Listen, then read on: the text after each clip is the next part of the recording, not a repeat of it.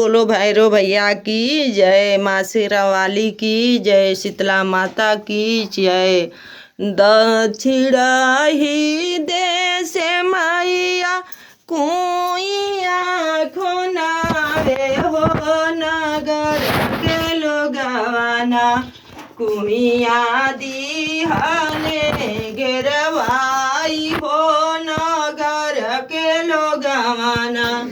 कुइया दिहने घेरावाई हो, नगर के लोगवाना। दक्षिण ही देश मैया पोखरा खोनावे हो, नगर के लोगवाना पोखरा दिहने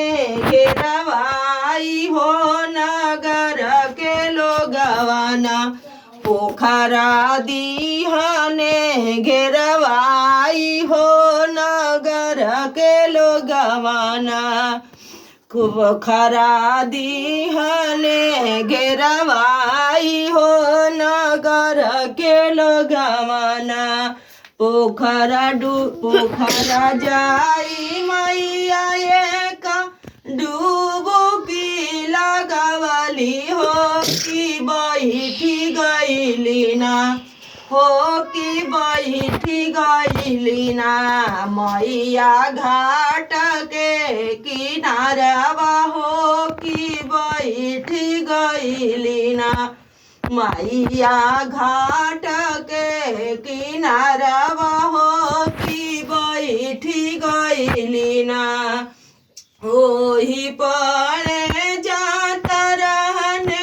असुरु जे राजवा हो, कि करे लगने ना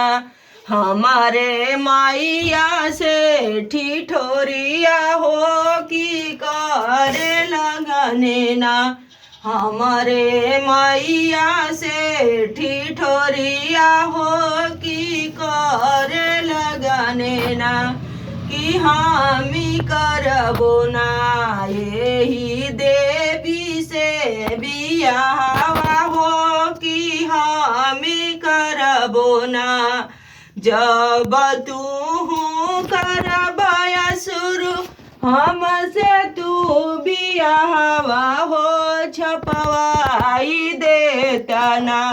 हमारे नाम से जे कढ़ावा हो, छपवाई देता ना हमारे नाम से जे कढ़ावा हो, छपवाई देता ना। पहिला ही काड मैया स्वर्गा जे पठवली हो, कि चली गईले ना हमारे ब्रह्मा जी के हाथावा हो, कि चली गईले ना हमारे विष्णु जी के हाथावा हो, कि चली गईले ना। काडवा ही पढ़ी विष्णु जी माने मने मुस्काइने हो, कि कवन करी है ना हमारे देवी से बियाहवा हो, कि कवन करी है ना हमारे देवी से बियाहवा हो, कि कवन करी है ना। दूसरा ही कांड मैया दूसरा ही कांड मैया पर्वत पर भेजवली हो, कि चली गईले ना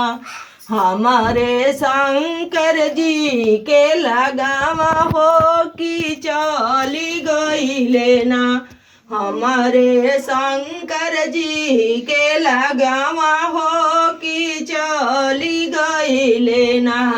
काडवा ही पढ़ी शंकर जी माने मने मुस्काइने हो, कि कवन असुरु ना करी है देवी से बियाहवा हो, कि कवन असुरु ना